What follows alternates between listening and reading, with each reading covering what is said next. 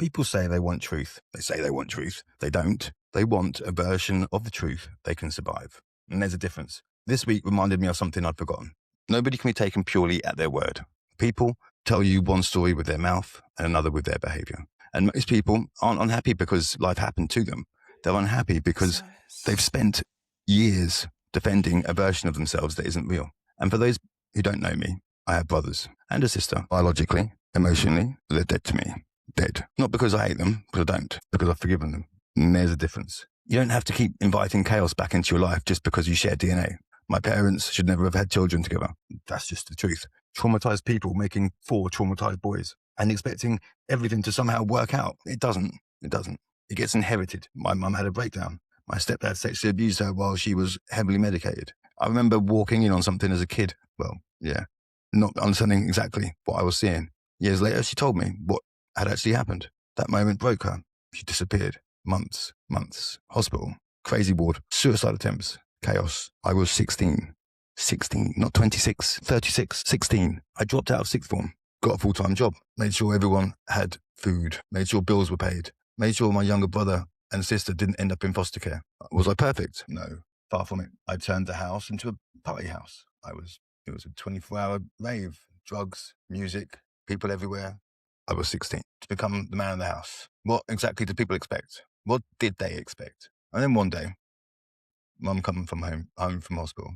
I'd hidden every tablet in the house because I knew she'd tried to kill herself again. She shouted at me for hiding them, sent me into town to do some shopping. By the time I got back, there was an ambulance outside. She'd tried again. And that was the day I realised that wasn't my mum anymore, and I had to leave. Not because I didn't love her, but because I couldn't save someone determined not to save themselves. Years passed. I built a life. Got an ex-wife. Back then, though, that was a long time away. But went back to college. Tried university.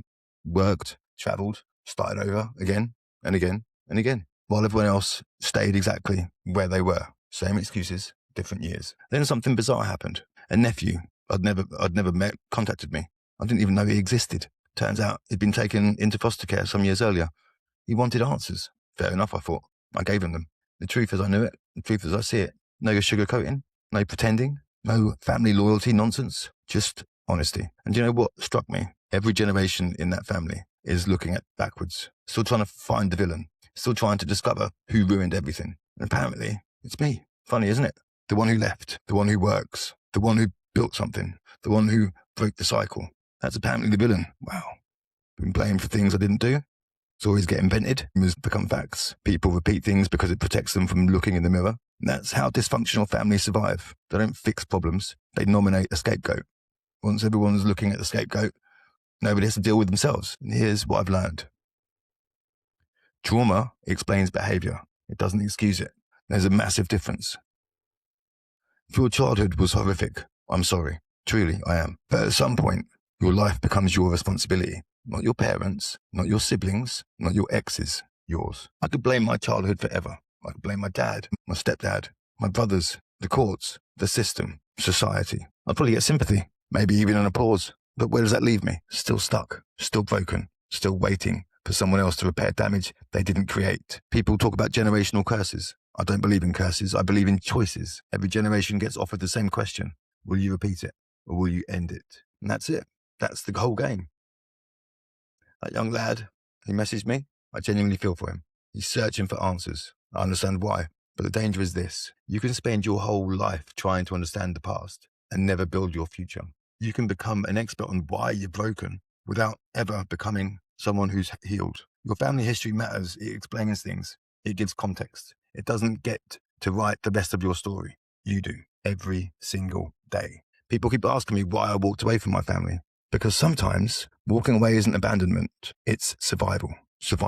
And sometimes the bravest thing you can do is to stop trying to save people that don't want to be saved. I'm not perfect, never claimed to be. I've made mistakes, big ones. I'll own every single one. I will not carry this responsibility for choices other people continue to make 20 or 30 years later. That's theirs, not mine. So if you're listening to this, and if you're convinced you're cursed, you're not. You're conditioned. And there's a difference. Conditioning can be changed. Patterns can be broken. Cycles can end. But only when you stop asking, whose fault was it? And start asking instead, what am I going to do next? Because that's where freedom starts. Not in your past, but in your next decision.